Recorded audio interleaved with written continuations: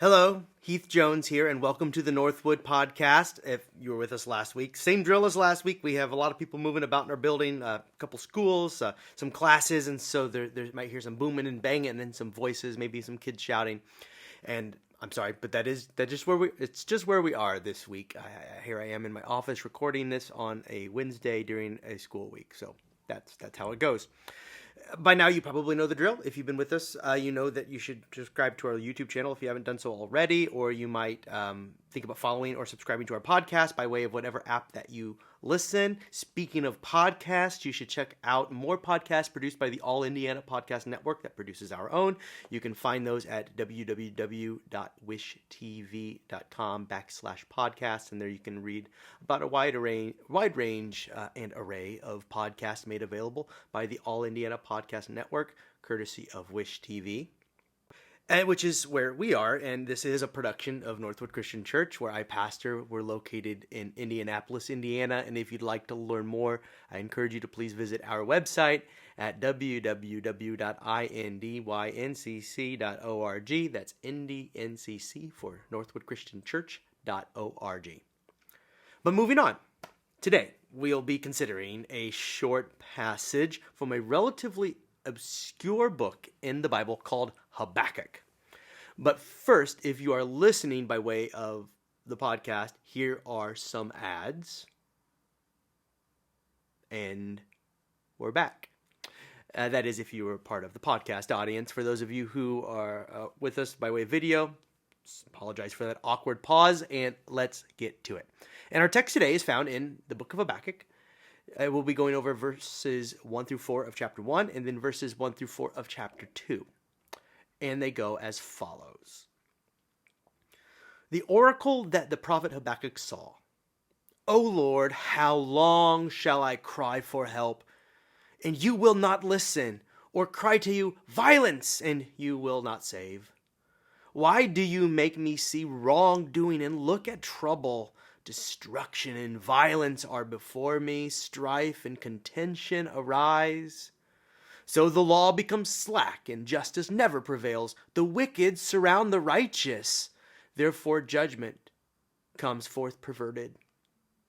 Now moving on to chapter 2, starting with verse 1.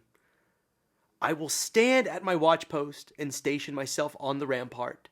I will keep watch to see what he will say to me and what he will answer concerning my complaint. Then the Lord answered me and said, write the vision, make it plain on tablets, so that a runner may read it. For there is still a vision for the appointed time. It speaks of the end and does not lie. If it seems to tarry, wait for it. It will surely come. It will not delay. Look at the proud. Their spirit is not right in them, but the righteous live by faith. You may have heard that last line, the righteous live by faith. And we are trying to be the righteous, but it's hard. And if we are to allow this short screed called Habakkuk to inform our impression of the human condition, I'd say that things have been this way for a long time. That is hard. Hard living. Things at least have been this way. And by this way, I mean, as I said, hard, complicated, for a long time. Life is, after all, hard and complicated, or so I've been told. As I was saying, things have been this way at least since the summer of 2010. I was in my first year as senior pastor, 24 years old, and the pastor of a country church, where I decided that I would preach a sermon series on this book of Habakkuk. I thought it'd be new, fresh, and interesting. I myself had maybe not read it very many times before, so I thought that I would go through it, and I also thought that the process would be very simple. This short missive written by a minor prophet who we know very little about. It can be divided up easily into 3 sermons because it's already been divided up into 3 chapters, so 1 for each chapter. And I did that, and things went, well, I'll let you be the judge. More on that in a moment. Because perhaps before we really dive in, you should know something about this short book, named after its presumptive author, Habakkuk. And drawing from the details contained in the book itself, things are not in a good place in the place that Habakkuk calls home. That is the land of Judah. It would appear that the people have again lost their way. This should be no surprise. It happens again and again. And in this case, they have developed a lust for violence. And the ones who deserve justice are not getting justice, and those who deserve to not get away with crimes are getting away with crimes, and those who are victimized can do naught else but cry for help, cries that are apparently, from Habakkuk's vantage point, going unanswered. So in verse 2 of the first chapter, he says, how long? His complaint goes, how long shall I cry for help, and you will not listen? Or cry to you violence, and you will not save? And as we read on, we discover that things are even worse. Not only are the people, his own people, his neighbors, caught up in wickedness, violence, and injustice, but there is an enemy army at the gates, one so large and mighty that defeat is a foregone conclusion for Habakkuk and his people. It's not a maybe, but it's a foregone conclusion. We're talking about the Babylonians here, whose own might is their God, as verse 11 later would put it. They have superior military strength and seemingly infinite resources obtained by the conquest and conquering of other surrounding nations and peoples. So this prophet Habakkuk truly is in a double bind, to put things very mildly. He is pressed on one side by his own wicked people, and on the other side by an even more wicked enemy army very nearly at the gates. And so things are about to get even worse. So what I thought I'd do in a sermon series so long ago, 12 years ago or so, was to, in that first sermon, help my congregants appreciate the parallels between Habakkuk's time and our own. So violence, justice perverted, unanswered cries for help. Well, you'd better believe we have those things going on today, and seemingly in every place if you were to watch TV or read the news, flip through Twitter. In fact, I so internalized the text when I preached that sermon 12 years ago that I used my own struggles with mental health to relate to the sense of hopelessness that such periods in history can inspire. So you can imagine the kind of sermon that would have been. All this to say, I preached a real bummer of a sermon, but not without a purpose. I wanted my congregants to see that the injustice and sorrow and the despair, it's all real. Christian communities have at times struggled to help one another name the nastiness of the world, opting to instead double down on an optimism that is perhaps sometimes unjustified. You know how it goes. The metaphorical glass of life is in fact bone dry and everyone knows it, but some alarmingly too happy Christian tries to convince you that it's overflowing to the brim. They say through a smile that seems about to crack. So I was trying to carve out some space for people in my last church to name their own sorrows and despair, realizing that people in the Bible have been there too. And, this book of Habakkuk does this right out of the gates. How long, he says, how long will I stand here, sit here, lie here, kick and scream, crying out for help, and help never comes? That's what he says. My subtitle in my Bible says Habakkuk's complaint. Under the first section, he's complaining to God. So I concluded the first sermon in this series with these questions. But then I gave a nod to the next sermon, which I intended to preach the following week, which did center on the second chapter. And at the end, I think I said something like, next week we'll find Habakkuk waiting on the city walls for the enemy army to invade, where we find him, in fact, at the beginning of the second chapter, as we just read. On the ramparts, as we said. So I said, we will find him there. And one would think that he'd given up hope, but that is not what he'd do. More on that next week. And then the next week I talked about hope, and I gave hopeful words, like the ones that I might share near or around Good Friday, or during the season of Lent generally, or during the evening of Christmas Eve when we light candles at our Christmas Eve service, holding on to hope in the darkness. So I told them that against all reason and in defiance of the odds, the prophet Habakkuk held fast to hope, believing that his help would come because his God was faithful. Thought that went pretty well.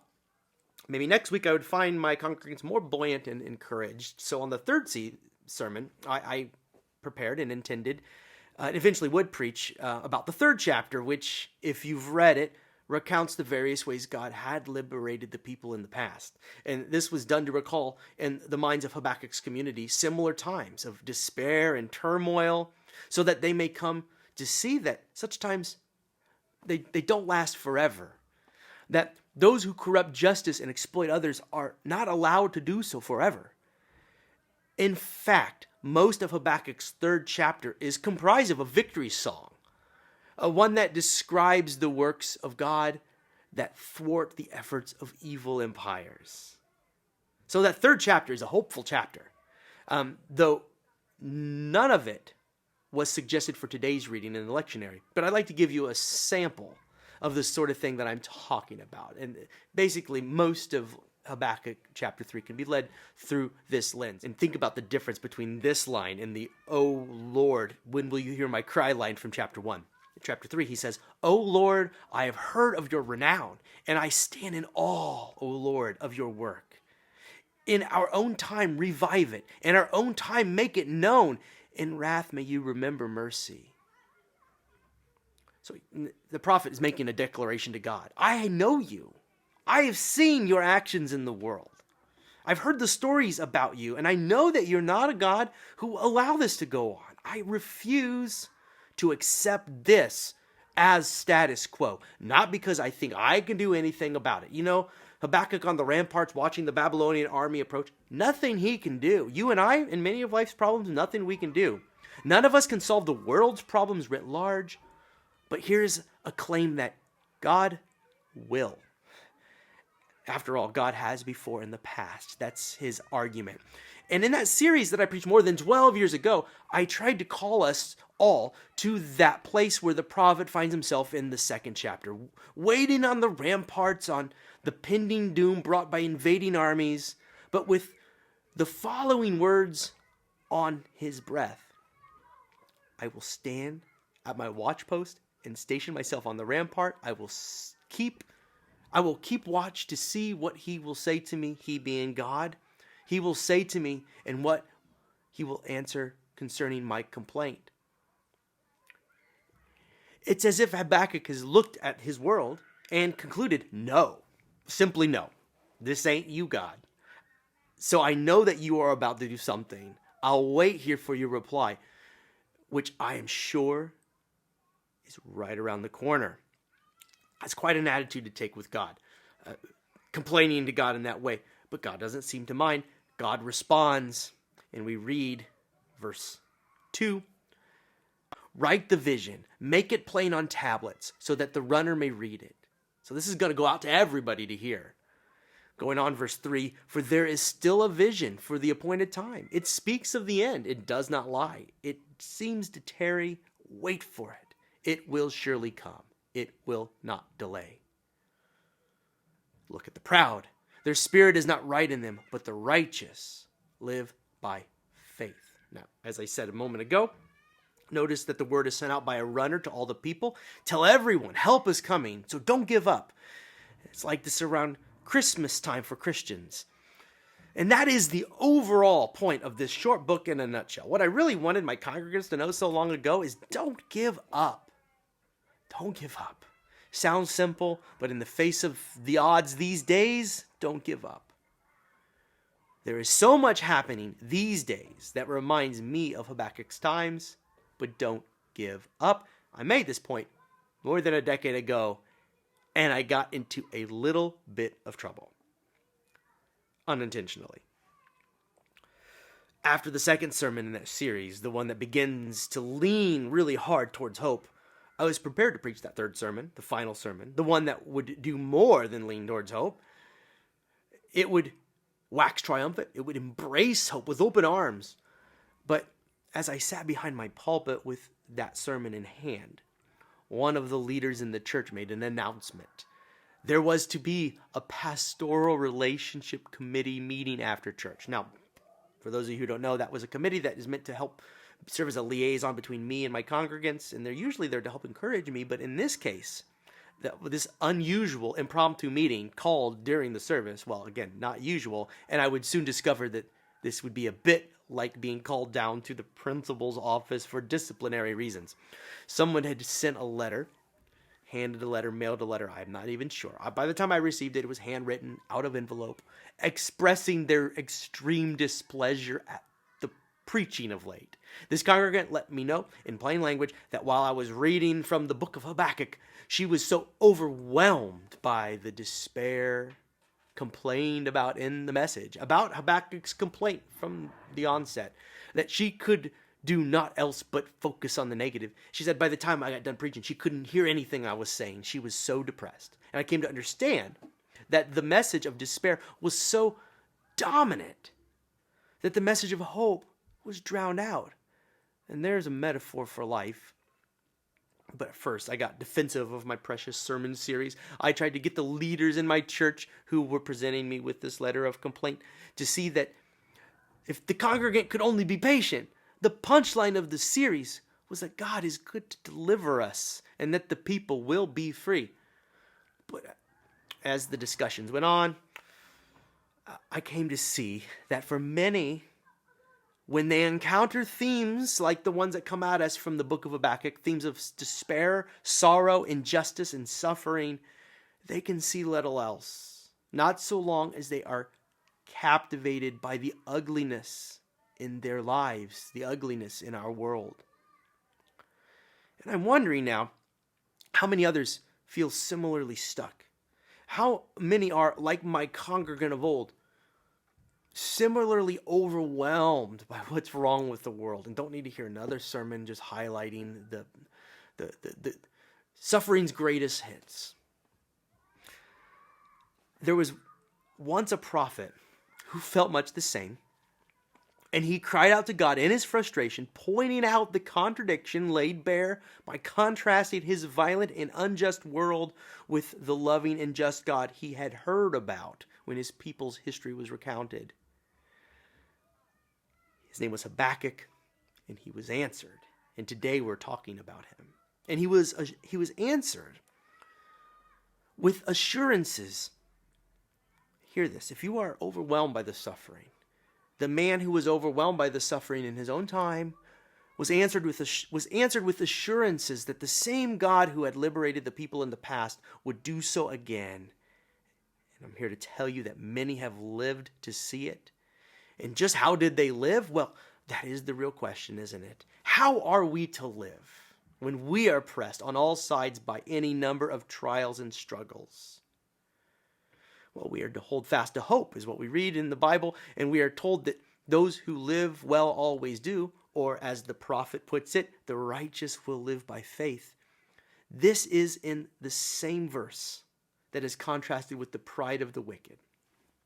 And of this advice, how to live when pressed on every side, Clark Williamson writes of this fourth verse that tells us how to live faithfully.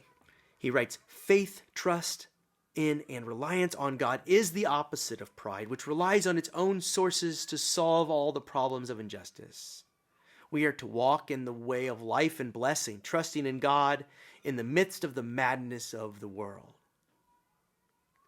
Frames it really as a rallying cry against the suffering and brokenness in the world, a rallying cry that would later be picked up by the Apostle Paul in his letters to the churches in Rome and Galatia, quoting from these lines to describe the perseverance and courage necessary to make it through challenging times and persecution such as the church was going through in those times, that the righteous would live by faith.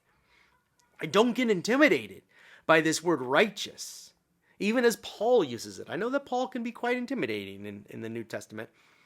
This word righteous, in modern times, when you're asked to imagine a righteous person, you might think of someone who is full of themselves or who carries themselves as holier than thou, as they say, that sort of thing. But really, all a righteous person is someone who has simply found the right way to live. It's right in the word righteousness, right way to live, right in relation to what makes life good for oneself, one's neighbor, God's creation, God's creatures, and ultimately right in relation to God.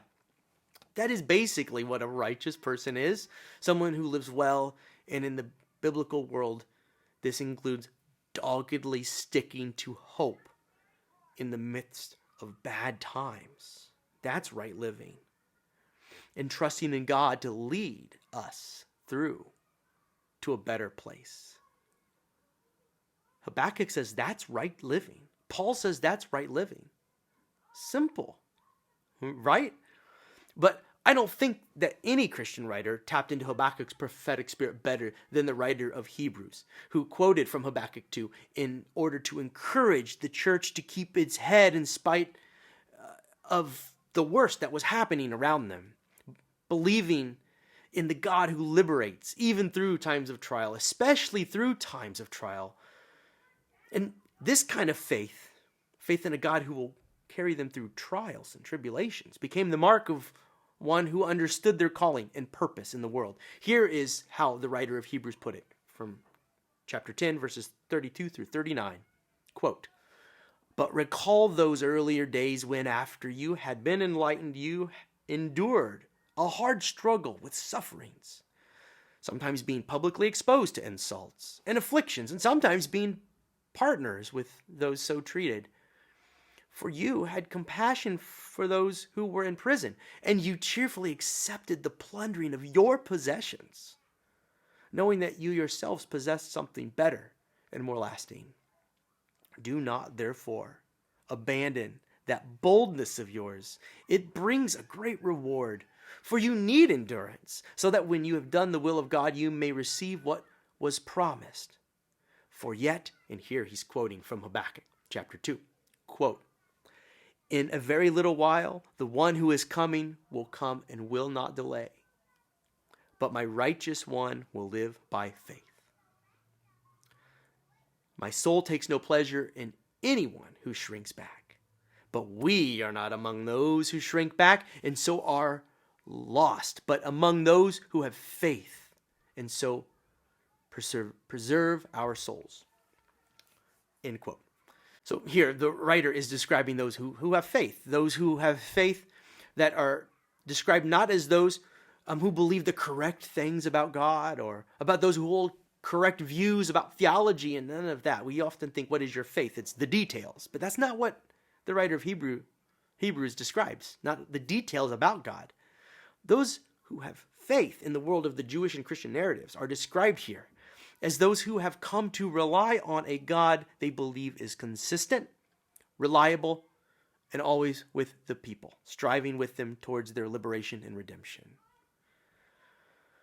Those who have faith, really have faith, are those like my congregant who was able to find it in her to cut through the noise of depressing times and even her pastor's depressing sermons and insist, along with Habakkuk, eventually, no. God, this world does not reflect the values of you who made it. You, our parent, whose design is for a just world filled with joy. So we wait for God to make a way. This is how we are to live. This has been the pattern through history. The writer of Hebrews would spend the entire next chapter, the 11th chapter, recounting the exploits of God, working through the people, liberating the oppressed, leading those struggling to safety. Noah, Abraham, Moses, the Israelites in the wilderness, Gideon, outnumbered, David on the run from his enemies. But each refusing to relent or give up on the dream that God had given them for their future. Of course, Christians remember Jesus alone, abandoned in the garden, then executed. It's over. But even then, God made a way. Jesus returned to his disciples. The church was born, and now here we are. God is faithful. But the question always remains, how are we to live? When hard pressed on every side, how are we to live? Well, in today's text, Habakkuk, and then St. Paul later, but before that, Father Abraham, and then in centuries to follow Jesus Christ, they modeled the answer. We live by faith. which is to say, we continue to trust in the God who will continue to liberate, to bring justice, and to save desperate people crying out for help. This is how we live.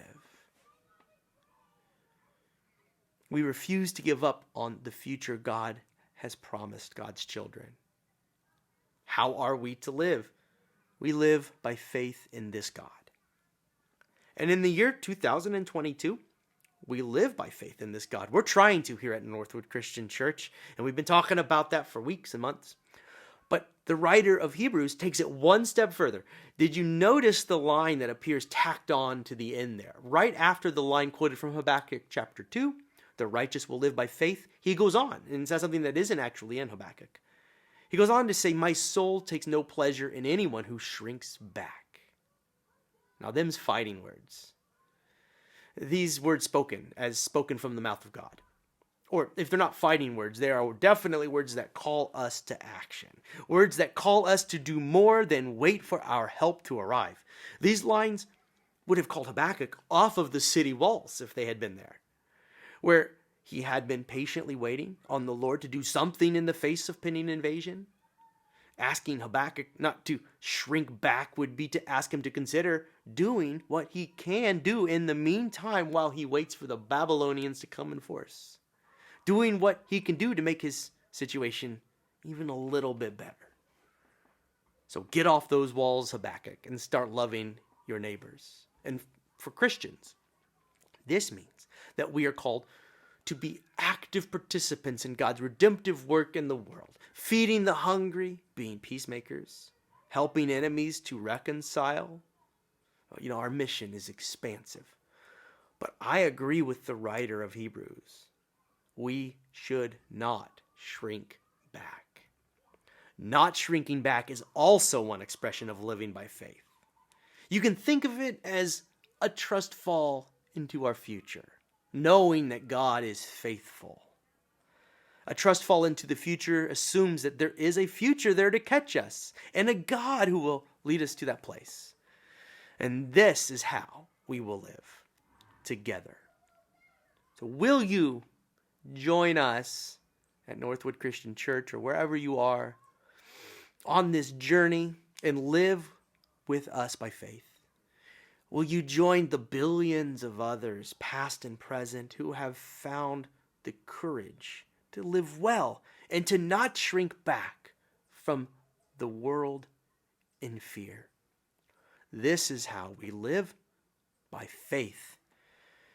And come what may, now we are better prepared to face it because we know that the God who has kept us safe thus far and brought us to this place will surely lead us home.